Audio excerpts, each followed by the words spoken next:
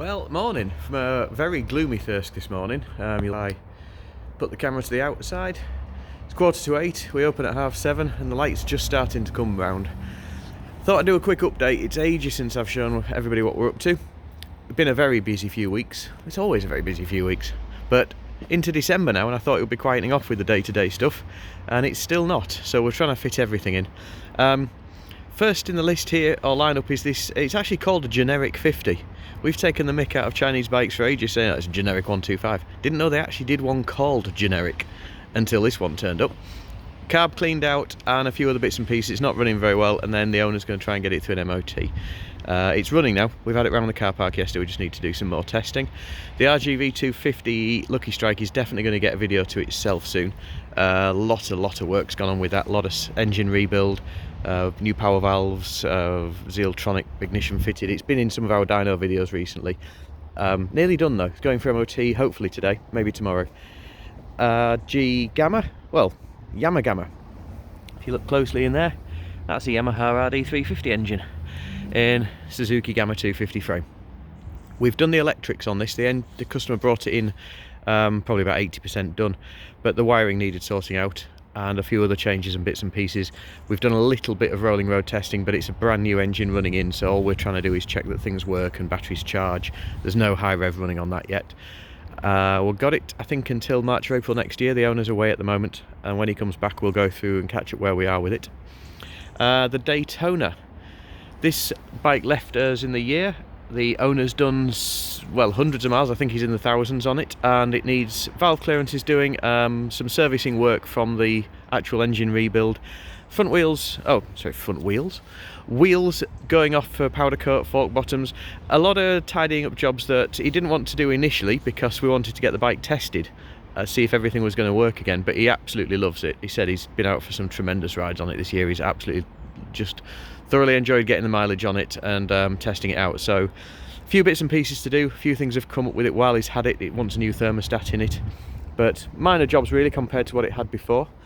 The 350LC, that has had its carbs rebuilt. The owner found it wasn't pulling past 7,000 RPM. It's felt down on power. We found it had some incorrect parts in the carburetors.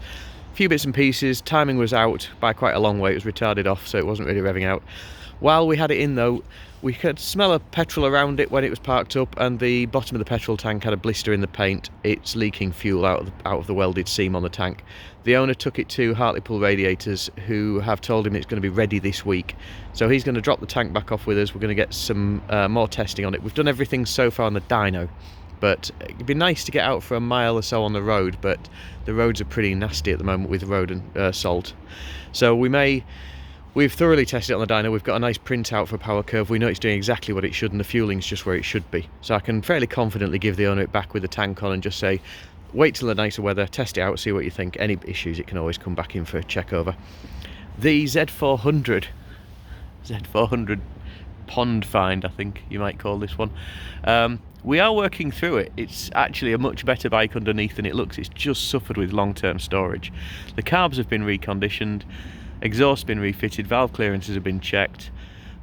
Compression's been checked. We didn't take the rocker cover off to do the valve clearances. With this bike, the owner wants it, if we can, to get it through an MOT. You can see how sort of crusty all the bolts are. So it's a case of only do what absolutely we need to do. The engine does run, and runs pretty quietly. It's a nice sounding little motor. It's probably not done a lot while it's been parked up. It's just getting over those age-related issues. The brakes were seized, needs fork seals now, tyres. But we've got a running engine that seems to have all its gears in a working clutch. So bit by bit, we're going through it, stage by stage, see, right, there's no point just blasting a load of time and money to fix everything front to back. We're sort of, right, do the carbs work? Yes. Does the ignition work? Yes. Has it got compression? Yes. Well, it starts now, brilliant. So we're going through it stage by stage and working through. Once one thing works, we move on to the next. CBR 600, that's just been in for back tyre. We fitted a brake light switch to it the other day, and the owner noticed it had a big slit in the back tyre, so we've just fitted a new one to him. CB 1100R, this hasn't really featured much in some of the videos we've been doing. It's a long-term project. We're getting it back to the owner probably for about February, March this year, or this coming year. Everything at the moment that's stripped off it is because it's going away for either powder coating, refreshing. There's been some bits taken off it that were put on an old 80s alarm system that didn't work. Changing the starter clutch, I think, while it's in, there are known issue with them. Bodywork's off, the tank's being redone. It had unfortunately been vandalised at some point, and it'd been an ex-museum bike. But there's a lot going on with this bike. We're not putting a lot of time every week into it, we're just doing it bit by bit over the time.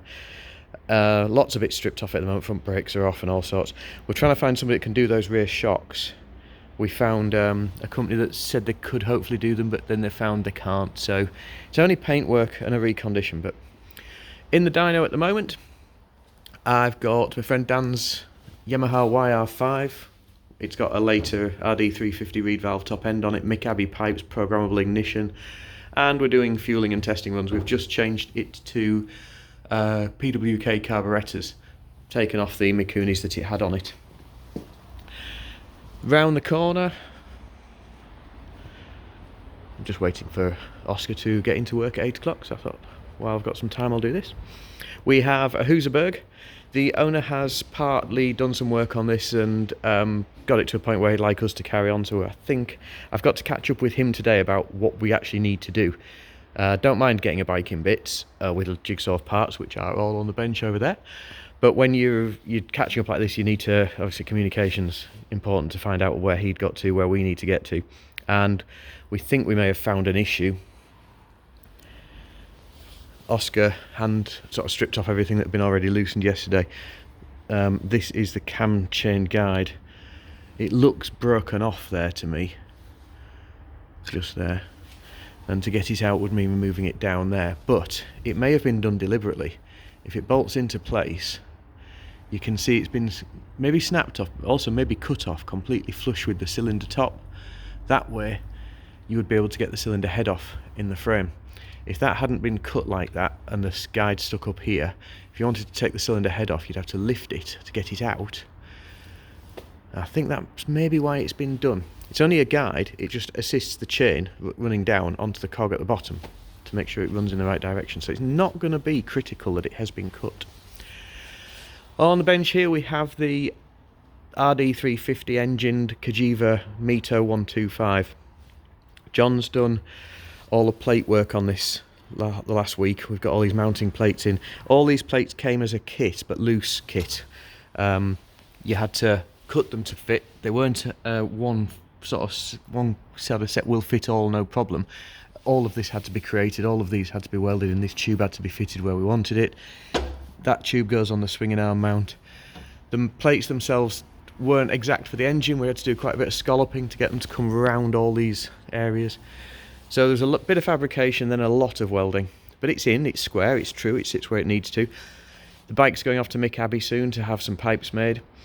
We've figured out how the radiator's going to go. The original radiator just needs to turn backwards and be fitted on. A few bits and pieces to reroute waterworks and things like that. So a lot to do, but once we've got the engine in, the pipes on and the carb mounting sorted out and our clearances worked out, everything else is just fitting in after that. The engine, as you can see, there's no head bolts. It's actually just a bare set of cases and bolts put on, barrels put on. It's just so we can see where everything needs to go. That all needs to come completely back apart and the engine actually fully rebuilt. On the bench here, I've got Frank Melling's 500 Suzuki. This is his sort of parade bike. He's got this and the production racer, which he takes to events and shows. This is having a top end refresh and rebuild. Things were going well with this until I found a problem with the piston rings yesterday. It has forged Wasner pistons in it. I got some new rings to put onto the original pistons. It's on standard bores and pistons are very hard to get for these at standard at the moment. So the pistons have hardly got any real wear on them. They've not done too much. So we're just going to put some new rings in. The old rings came off, but the new rings wouldn't fit into the grooves here. And it seems the grooves have just slightly nipped up with use and wear. So we are going to have to try and find a new set of pistons at standard bore. I think we can get Wiseco. We're looking into that at the moment. It's always a concern for me changing between makes of forged pistons. Anybody that's used them will know that two-strokes are very, very finicky about the clearance on forged pistons. I've known a few race bikes that have just nipped up for almost no reason, sometimes after running for a long time perfectly well. And the usual sort of roll of the eyes is, oh, forged pistons. But if we need to, we will. We'll check the clearance carefully. We'll use them if we have to. We've got a couple of bikes just next door in a unit that we've been given some space in to get them out of the way. We've got a CB750 having a major rebuild at the moment, and a couple of others just in there out of the way for keeps. But that's what we're doing at the moment. John's off today, tomorrow back up with us on Monday, so it's just me and Oscar in today, and we will be extremely busy as always.